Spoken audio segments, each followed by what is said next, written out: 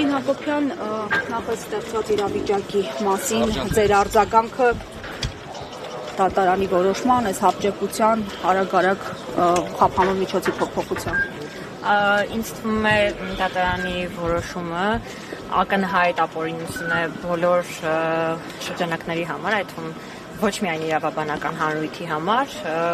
անձն աչքով անգամ երևում է եւ քանի որ մեր երկրում տեսնում եք ինչ իրավական վակխանալի է տիրում, ընդդիմադիր համայնքապետերի այսպես շղթայական կալանավորումը բնականաբար տրամաբանորեն պետք է հանգեցներ նաեւ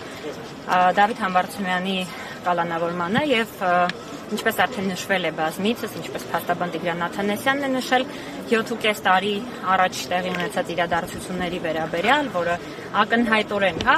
որևէ իրավական հիմք չի պարունակում, կայացվեց շատ հապճեպ դատավճիռ, որը ընդհանրապես նպատակ ուներ մեկուսացնելու Դավիթ Համբարձումյանին այս ամբողջ քաղաքական process-ներից, թե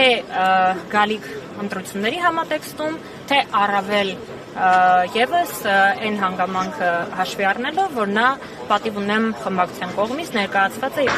իբրև վարչապետի թեկնածու, միասնական թեկնածու։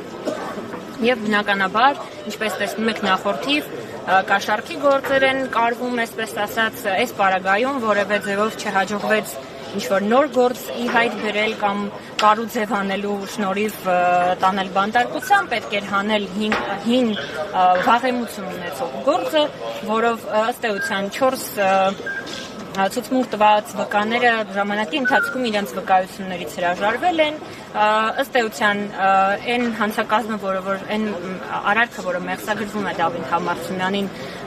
գոյություն չունի իրականության մեջ, քանի որ ինչպես գիտեք ինքը որպես կազմակերպիչ է հանդես գալիս, բայց այդ գործով չկան տուժածներ, չկան մասնակիցներ, կա միայն կազմակերպիչ եւ բնականաբար բոլորի մասով գործը կարճվել է, անհապաղ պետք էր նրան կալանավորման տանել, մեկուսացնելու նպատակով, ինչն էլ արվեց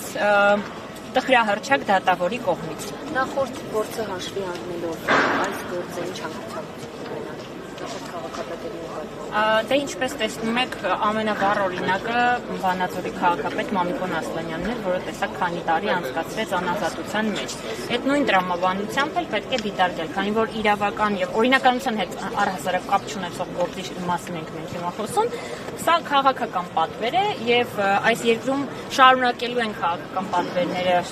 լինել այնքան ժամանակ, քանի դեռ այս խմբակը զավթել է իշխանությունը Հայաստանի Հանրապետությունում։ Շնորհակալություն։